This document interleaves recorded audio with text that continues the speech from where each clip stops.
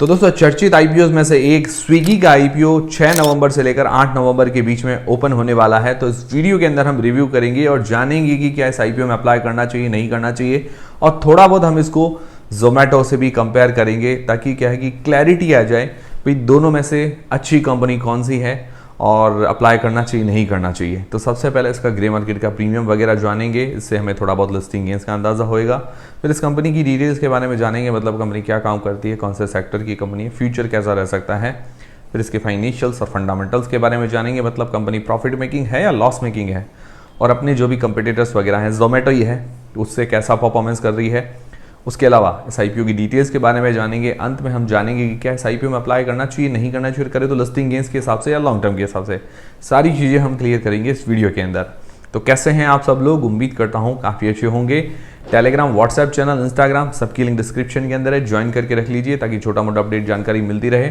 और फ्री में demat account खुलवाना है तो उसकी भी लिंक डिस्क्रिप्शन के अंदर आपको मिल जाएगी। तो सबसे पहले जीएमपी की बात करें तो नियरली 4 to 5% के आसपास जीएमपी चल रही है। लगभग आप मान के चल सकते हैं कि भाई 20 रुपये पर शेयर के हिसाब से उसके आसपास चल रही है इसकी जीएमपी। तो अभी थोड़ी जीएमपी तो कम बता रही है, वैसे जीएमपी के पूरे भरोसे नहीं रहना चाहिए, ये सिर्फ एक अंदाज़ा है। इसकी एंकर लिस्ट जो कि आना बाकी है और एंकर्स के द्वारा काफ़ी अच्छी बोलियां लगी है, तो एंकर लिस्ट अच्छी ही आने की उम्मीद है, मुझे लगता है अच्छी ही आएगी।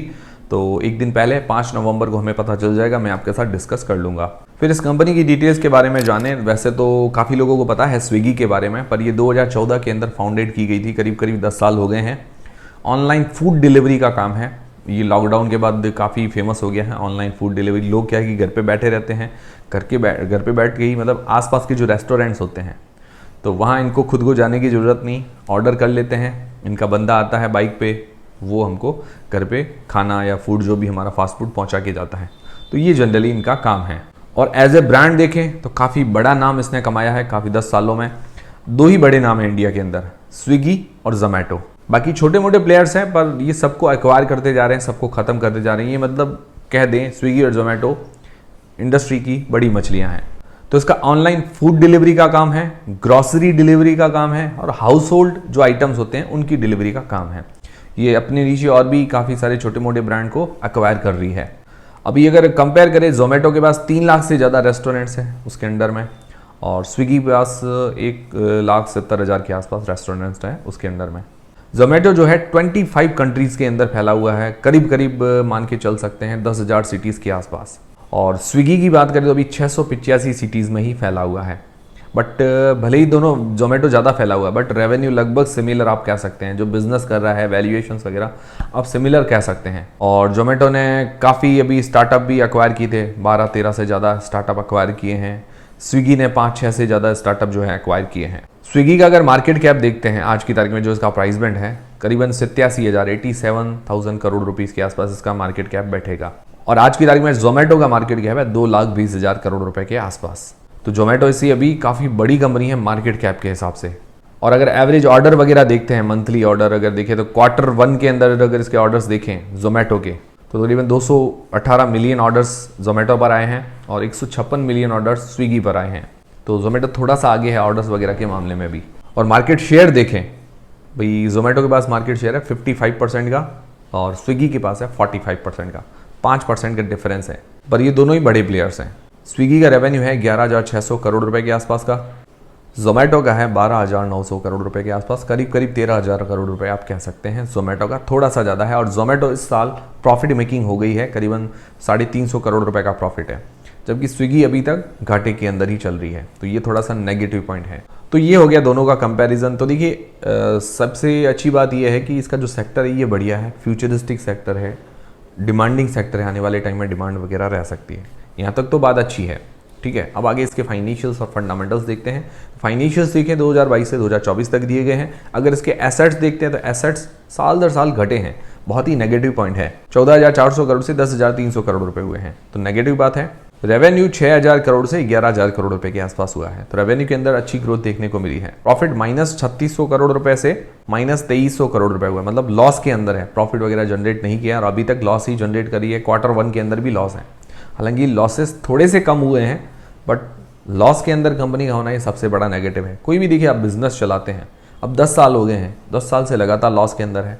अब मान के चलिए आप दुकान चला रहे हो, 10 साल से लॉस के अंदर है, तो आप दुकान 10 साल तो लॉस के अंदर चलाओगे नहीं, 1-1.5 साल 2 साल में बंद कर दोगे। अगर आपको लॉस हो रहा है, कितना लॉस आप झेलोगे? ये प्रैक्टिकल बात आप समझिए। ये क्या करते हैं, फंडिंग उठाते हैं, जो बड़े बड़े जितने भी इन्वेस्टमेंट फर्म्स होती है वहाँ से फंडिंग उठाते हैं और इनका टारगेट रहता है IPO लाने का। IPO लेके आ जाते हैं, उसके बाद जो पैसा कौन भरता है? पब्लिक। हम जैसे रिटेलर्स वो पैसा देते हैं इनको, वो अपना पैसा तो निकाल लेते हैं जो जिन लोगों ने भी लगाया, और फंसती कौन है? पब्लिक। तो अब IPO के पैसे से या फंडिंग जुटा के आप प्रॉफिट में आओगे तो बिजनेस का मतलब क्या? ये चीज़ आप बेसिक ध्यान में रखिए। बाकी हाँ, फ्यूचर अच्छा है बट लॉस मेकिंग है। बाकी नेटवर्थ घटी है, इसके बाद में रिजर्व्स -7700 करोड़ रुपए के हैं, बोराइंग्स उधारी है 256 करोड़ रुपए की। तो ओवरऑल फाइनेंशियली कंपनी वीक नजर आ रही है और सबसे बड़ा नेगेटिव यही है स्विगी के IPO का। फिर P price to earnings ratio के हिसाब देखेंगे तो P नेगेटिव इसका निकल कर आता है, तो कंपैरिजन तो बनेगा ही नहीं। बाकी प्राइस टू बुक वैल्यू देखें तो स्विगी का 11 के आसपास प्राइस टू बुक निकल कर आता है, जोमेटो का है 7.91 का। स्विगी प्राइस टू बुक के हिसाब से थोड़ी महंगी वैल्यूएशन है। फिर प्राइस टू सेल्स के हिसाब से देखते हैं, जोमेटो 10.6 टाइम्स और स्विगी है 4.2 टाइम्स।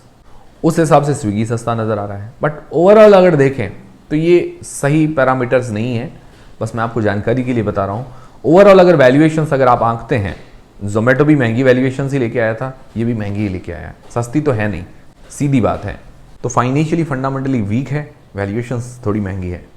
फिर इस IPO की डिटेल्स के बारे में जानते हैं तो 6 से लेकर 8 नवंबर के बीच में ये IPO ओपन रहेगा। इसकी फेस वैल्यू है ₹1 पर शेयर और 371 रुपए से लेकर 390 रुपए के बीच में इसका प्राइस बैंड रखा गया है। 38 मतलब 38 शेयर्स का ये लॉट है, तो फेस वैल्यू ₹1 पर काफी महंगी वैल्यूएशन है। फिर इश्यू साइज है 11,327 करोड़ रुपए का, जिसके अंदर फ्रेश इश्यू है लगभग 4500 करोड़ रुपए के। इसकी कोई सब्सिडरी है, उसके अंदर इन्वेस्टमेंट, उसकी उधारी वगैरह चुकाने के अंदर पैसा काम में लेने वाली है। बाकी टेक्नोलॉजी, क्लाउड इंफ्रास्ट्रक्चर, उसके डेवलपमेंट में पैसा खर्च करेगी, मार्केटिंग में, प्रमोशन में पैसा खर्च करने वाली जो ये IPO से पैसे जुटाएगी। और एम्प्लॉइज को डिस्काउंट दिया गया है ₹25 पर शेयर का। रिटेल पोर्शन है 10% का। लिस्टिंग डेट है 13 नवंबर को। तो ये हो गई पूरी IPO की डिटेल्स। अब सबसे मेन सवाल ये आता है कि क्या इस IPO में अप्लाई करना चाहिए, नहीं करना चाहिए। उससे पहले Telegram, WhatsApp channel, Instagram, free में डीमैट अकाउंट, सबके लिंक डिस्क्रिप्शन के अंदर है। सबसे पहले लिस्टिंग गेन्स के हिसाब से तो जनरली मैं 4 पैरामीटर्स देखता हूँ, जिसको मैं jazz parameter, knowledge jazz parameter आप कह सकते हैं, मतलब मैं पर्सनली मेरे हिसाब से देखता हूँ। तो GMP मेरा मिनिमम क्राइटेरिया रहता है 20%, अभी चल रही है 4 से 5%, तो अभी कम है। वैसे GMP अंदाज़ा है, इसको पूरा फिक्स मत मान कर चलिएगा। फिर दूसरा मैं देखता हूँ एंकर लिस्ट तो इसकी शानदार ही आएगी। जो भी एंकर्स की बोलियाँ लगी है बहुत बढ़िया लगी है, तो एंकर लिस्ट तो शानदार ही आनी है। लगभग आप मान के चलिए 8 से 10 रेटिंग जैसी इसकी एंकर लिस्ट आ सकती है, क्योंकि बड़ा ब्रांड है, नाम अच्छा है, तो एंकर लिस्ट अच्छी ही आएगी। फिर तीसरा है सब्सक्रिप्शन भी इसको ठीक ठाक मिल ही जाएगा, ये फुल्ली सब्सक्राइब हो ही जाएगा, ऐसा उम्मीद है। फिर चौथा है वैल्यूएशंस बहुत महंगी है। आप भले कितने पैरामीटर उल्टे पुल्टे कुछ भी कर लें, बट वैल्यूएशंस महंगी ही है। तो अभी बाकी देखेंगे, ऐसा नहीं है कि भाई अगर मान लो लिस्टिंग गेन्स वगैरह मिलता है, कुछ फायदा मिलता है तो फायदा उठाने का सोचेंगे, बट ठीक है अभी के लिए फिलहाल थोड़ा रिस्की नजर आ रहा है। फिर लॉन्ग टर्म के हिसाब से इसके पॉजिटिव्स नेगेटिव्स देखते हैं। और ऐसा नहीं कि हर कंपनी में नेगेटिव ही होते हैं, पॉजिटिव भी होते हैं। तो पॉजिटिव में सबसे पहला पॉजिटिव, इसका सेक्टर बढ़िया है, ये फ्यूचरिस्टिक डिमांडिंग सेक्टर है और हमेशा इसकी डिमांड वगैरह रहेगी, और बड़ी बड़ी सिटीज़ में इसकी ज़रूरत भी है, फूड डिलीवरी वाले बिजनेस की। और दूसरी बात, सेक्टर अच्छा है, अपने सेक्टर में लीडिंग भी है, मतलब टॉप 2 नाम है अभी इंडिया के अंदर, जोमेटो, स्विगी। जोमेटो के पास 55% का मार्केट शेयर, इसके पास है 45% का मार्केट शेयर, तो मतलब दोनों ही टॉप 2 में आती है। और बाकी छोटे छोटे बिजनेस को अक्वायर कर रही है लगातार, तो अपना बिजनेस भी बड़ा है, फूड डिलीवरी से हाउस होल्ड ग्रॉसरी ये सब भी डिलीवर कर रही है। और जो प्रमोटर्स ग्रुप है इसके काफ़ी जाने माने नामी प्रमोटर्स हैं। नेगेटिव क्या है? नेगेटिव इसकी वैल्यूएशंस बहुत महंगी है, बड़ी महंगी वैल्यूएशंस लेके आ रहे हैं। ये जो प्रमोटर्स हैं उन्होंने काफ़ी सस्ते में स्टैक वगैरह बाय कर रखे थे, जो भी इसके अंदर शेयर्स वगैरह, अब वो महंगे भाव में सेल करके निकलेंगे, तो माल किसको चिपकाएंगे? रिटेलर्स को। अभी जो बड़े बड़े म्यूचुअल फंड्स हैं जो भी पैसा लगाएंगे, तो म्यूचुअल फंड के अंदर पैसा किसका लगता है? रिटेलर्स का। सिंपल चीज़ है। बाकी देखिए फाइनेंशियली वीक है, मैंने आपको बताया। कोई भी आप बिजनेस चलाइए, आप अगर बिजनेस चला रहे हो, एक दुकान चला रहे हैं, वो 1 महीना लॉस में जाएगी, 2 महीना लॉस में जाएगी, 4 महीने जाएगी, 6 महीने जाएगी, 1 साल लॉस आप झेल सकते हो। इससे ज़्यादा कितना झेलोगे आप?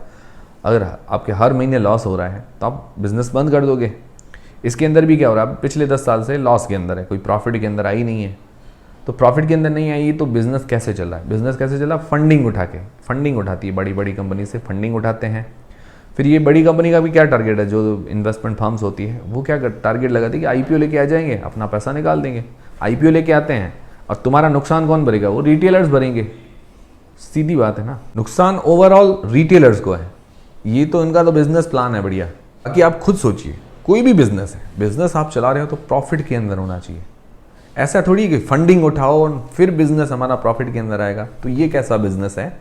हाँ ठीक है, नो डाउट फ्यूचर अच्छा है, सेक्टर बढ़िया है, और फंडिंग उठा के क्या बिजनेस आप करोगे। तो ये मुझे सबसे बड़ा नेगेटिव लगा। एसेट्स इसके घटे हैं, नेटवर्थ इसकी घटी है, रेवेन्यू के अंदर अच्छी ग्रोथ देखने को मिली है, बट हर साल लॉस जनरेट कर रही है। तो सबसे मेन चीज़ यही है, इस कारण मेरा तो मन इसके अंदर कम है। ठीक है, बाकी देखेंगे मार्केट सेंटीमेंट वगैरह क्या है। भाई ऐसा नहीं है कि फ़ायदा नहीं उठाना है। आईपीओ तो आ गया है, मंजूरी वगैरह मिल गई है, अब फ़ायदा उठा, बहती गंगा अगर हाथ धोने को मिल जाए, अच्छा गुण मिल जाए तो देखेंगे। बाकी लॉन्ग टर्म के हिसाब से अभी तो ज़्यादा विचार नहीं है। हाँ, फ्यूचर के अंदर ये प्रॉफिट मेकिंग होती है, अपने बैलेंस शीट इसका प्रॉफिट वगैरह आता है तो अच्छी बात है, तब सोचेंगे इसके बारे में। जोमेटो तो अभी प्रॉफिट के अंदर आ गई है, बट काफ़ी मुश्किल से आई है। तो मेन चीज़ ये है, कोई भी बिजनेस प्रॉफिटेबल होना चाहिए। मार्केट में तो बहुत सारी शेयर्स चलते हैं, खूब शेयर सटोरियों के हाथ में भी है। ठीक है, छोटे मोटे लॉस मेकिंग कंपनियां भी चल रही है, सब चल रहे हैं। मार्केट में कुछ भी हो सकता है, वो चीज़ नहीं। हमारा जो फंडामेंटल्स, हमारे चीज़ें, हमारी वैल्यूज़ क्लियर होनी चाहिए कि क्या करना है क्या नहीं करना है। ठीक है, मैंने आपको सारी चीज़ें बता दी। डिसीजन आपको खुद को बनाना है, अपनी रिस्क अपना एनालिसिस लगा के बनाना है। आप लोग क्या करेंगे, क्या आईपीओ में अप्लाई करेंगे नहीं करेंगे, कमेंट करके बता दीजिएगा। और भी कोई क्वेरी हो तो कमेंट करके बता दीजिएगा। Telegram, Instagram, free medium account सबकी लिंक डिस्क्रिप्शन के अंदर है। मिलते हैं दोस्तों अगले वीडियो के अंदर।